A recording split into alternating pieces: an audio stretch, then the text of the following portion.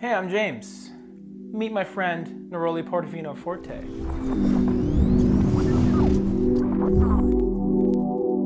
First of all, can we just talk about this presentation? What a pretty little bottle. So, Neroli Portofino by Tom Ford was a very good clone of 4711 by More Inverts, which is a really old Neroli-based fragrance. What's nice about Neroli Portofino and Neroli Portofino Forte is its lightness. Neroli is at the forefront. The big problem with Neroli Portofino was the fact that it lasted maybe 2-3 hours on most people. It is a fragrance that you'd have to spray heavily. You'd have to bathe yourself in it, spray your clothes, spray your hair, spray your hoo-ha, and maybe you'll get about 4 or 5 hours. Luckily, Tom Ford released the Forte version, which means, okay, it's stronger, great. Our prayers have been answered. But is it stronger?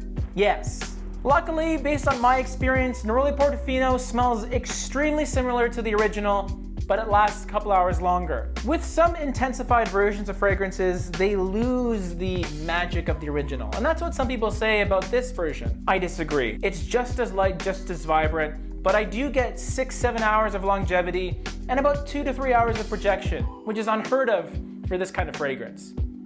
Why I love this? I already told you! Tom Ford improved the performance of the original Neroli Portofino, an incredibly popular fragrance, but now it'll last the day.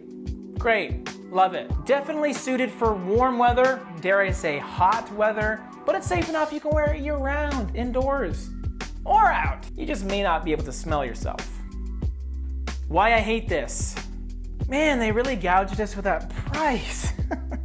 At least they gave us this extra gold plate to make it look more luxurious. But for a fragrance that smells like Neroli, I mean, it's very expensive. Is this purchase worthy? Yes.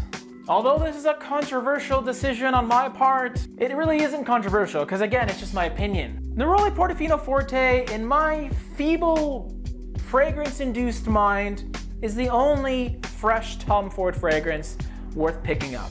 It actually has performance that isn't embarrassing. Now, because this guy is at a higher price point than your standard Tom Fords, I would implore you to find this on the gray market. Don't pay retail for this one especially, because you will hate me for endorsing it.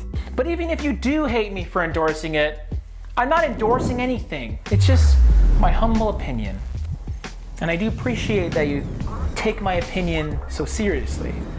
But the real opinion you should take seriously is your own.